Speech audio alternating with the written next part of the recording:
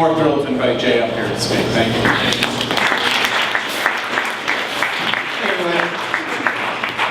Thanks for coming. My name is Jay Parkinson. I was trained as a pediatrician and a preventive medicine doc. And I did my first residency at St. Vincent's in West Village, God rest her soul.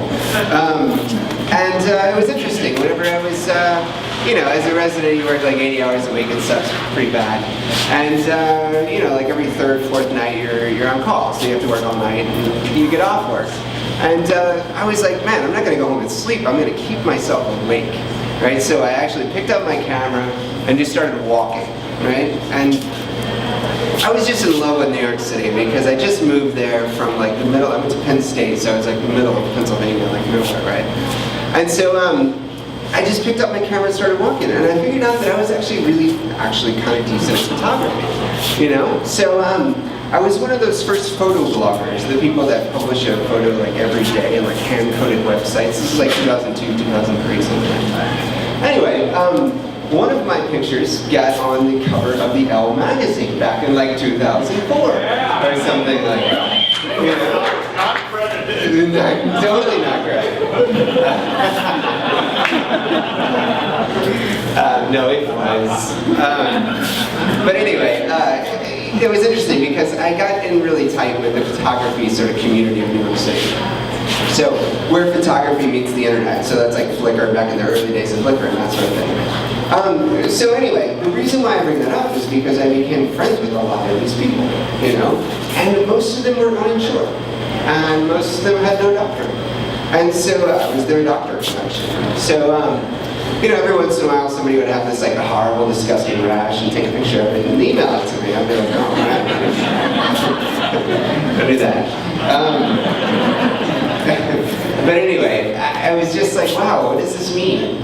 What does it mean if a doctor is accessible via the internet, right? What does it mean if like somebody's there, almost like a doctor in the family, to just help you, to just actually, what if we could make doctors like full-time, just online, just for you to solve your problem, either treat you or connect you with the exact specialist you need to see for that condition, So that's what I did basically. Back in 2007, I lived 2 blocks away from here, as a matter of fact.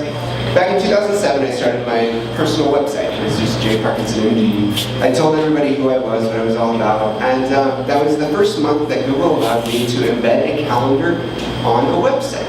So I put my calendar out there and told my story, and people, if they liked it, they said they could look at my calendar, make an appointment, and I would bring up my calendar, click at a time, tell me their symptoms and their address. I would send an alert to my iPhone, and I would do a house call, and you'd pay me via PayPal, and we'd follow up on Skype or IM or in person again, So it cost about $1,500 to start.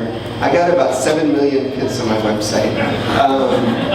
I wish I could have converted them all into, house calls, but different story. But it was interesting because I knew that there was like a real need for this. I knew that, doctors are inaccessible, and if you make doctors accessible, things change, right? So started a couple companies since then. One was the first one called Hello Health.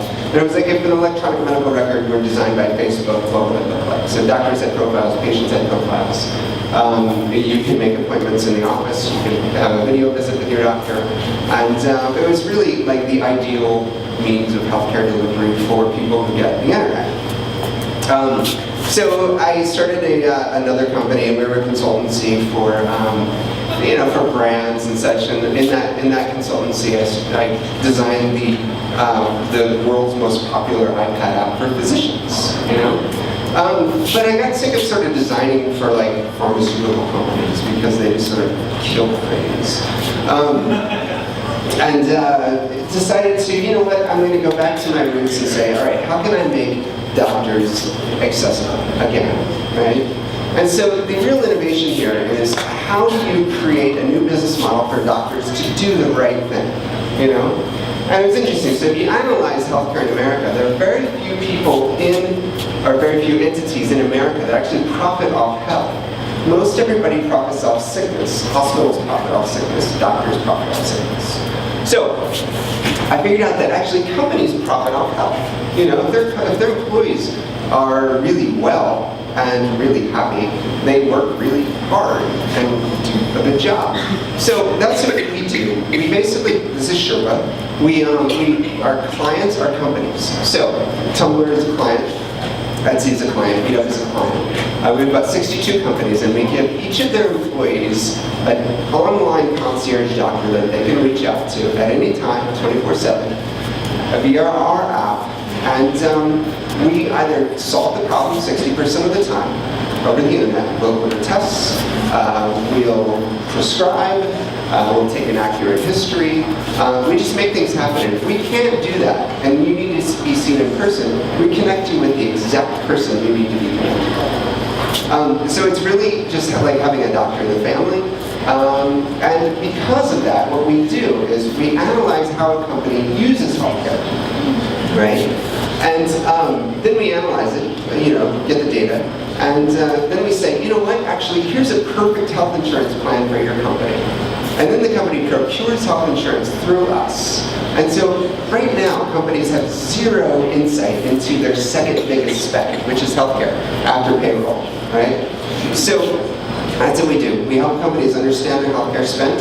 We give employees immediate access to our doctors who work full-time for us again. And help them spend that money wisely, because they're spending about $15,000 a year per person. And that doubles every 7.5 years. So if we can really calm that down and save money for companies, save money for employees, and make healthcare accessible, I'd be the happiest man in the world. So.